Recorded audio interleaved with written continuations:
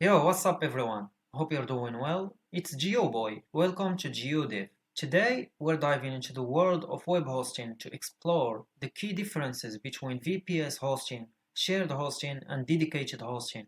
Whether you're a seasoned developer or just starting your online journey, understanding these hosting options is crucial for optimizing your website's performance, security, and scalability. So let's break it down and find out which hosting solution suits your needs best.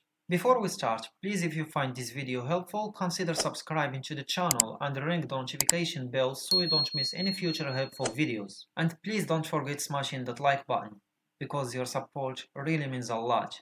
So let's get started. Beginning by the VPS. So what exactly is a VPS? Basically, a VPS means a virtual private server. A virtual private server is a machine that hosts all the software and data required to run an application or website. It is called virtual because it only consumes a portion of the server's underlying physical resources, which are managed by a third-party provider.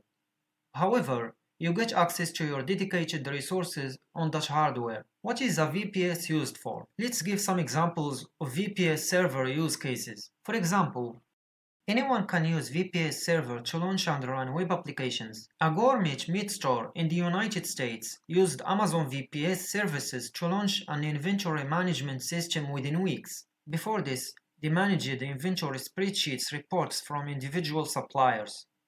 Their cloud-based inventory application integrates the reports, reduces the time spent on inventory management, and gives key decision makers simultaneous data access. Build test environments. With a VPS server, you can develop and test new applications cost-effectively. For example, a US startup built a search engine for developers. They regularly run experiments to test new features and enhance search functionality for their users. Given the rejection rate of these experiments, they run them on a virtual private server environment to save costs. Another example is secondary storage. A virtual private server can provide secondary storage for data files. For example, it can act as a file, image, or email server by creating secure, accessible, and centralized storage for a group of users. Now let's explain what exactly is a VPS hosting. When creating a website or web application, customers generally need to set up a database, configure a web server, and add their code.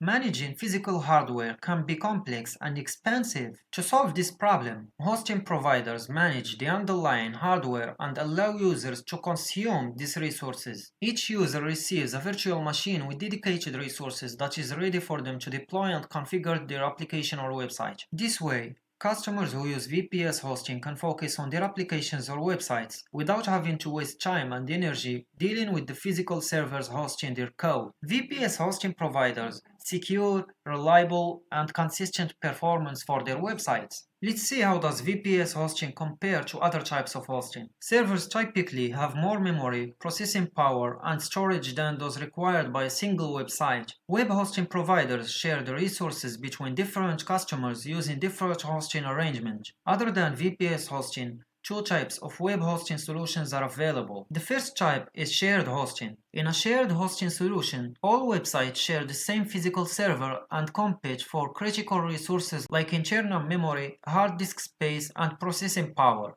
The downside of this web hosting service is that other websites that share the hardware can affect your website's performance. Like using a shared hosting service is comparable to watching a movie while sitting on a couch with a group of friends. Sometimes one friend might stretch and take up more space while causing the others to sit uncomfortable until he adjusts himself again. And the other type is dedicated hosting. In dedicated hosting, you can rent the entire physical hardware for yourself. The web hosting provider gives you exclusive access to the entire physical server, and your website performance is not impacted by the behavior of the other websites. Dedicated hosting, like having the whole couch to yourself, is comfortable but expensive, and you don't really need all that extra space. And now let's compare VPS hosting versus shared hosting versus dedicated hosting. VPS hosting sits somewhere between shared and dedicated hosting. It is done by compartmentalizing the single physical server, so each website owner perceives it as a dedicated server. You get exclusive access to your share of hardware and resources, even though the rest of the physical server is still being shared. Here is an example. A VPS hosting service is like hiring a first-class cabin on a luxury flight. While there may be other passengers on the flight, no one can share your cabin. Even better, your cabin can expand or shrink with your requirements. So you pay for exactly what you need. When should you switch to a VPS hosting? The answer is if you are currently on a shared hosting service and the dedicated server is not in the budget. You can consider shifting to a VPS hosting plan if you want to do the following. Handle more website traffic. Shared hosting may actually work well when you're just starting out, but your website performance may start degrading as traffic increases. As your website grows and visitors' traffic volume increases, website visitors could experience longer page load times and more wait times. On the other hand, with VPS hosting, your site will perform better than with shared hosting because it can handle a higher volume of requests. Compared to shared hosting, VPS hosting gives you more control. You can install custom software and custom configurations, integration with other software like bookkeeping or CRM system. Also, work better with VPS hosting. You can install custom security measures and firewalls for your system as well. Reduce server errors. As your website grows, you may have to add more content and complex functionality to it, which increases processor or memory requirements. This could lead to server errors on shared hosting, like internal server errors or unavailable service errors. On the other hand, compute-heavy websites perform much better on VPS hosting because they no longer compete with other sites for processing power. With VPS hosting, you can also migrate to a new virtual machine with greater processing power whenever you are ready to grow. I don't want to make this video too long, so in the next video, we will talk about the types of VPS hosting. See you in the next video.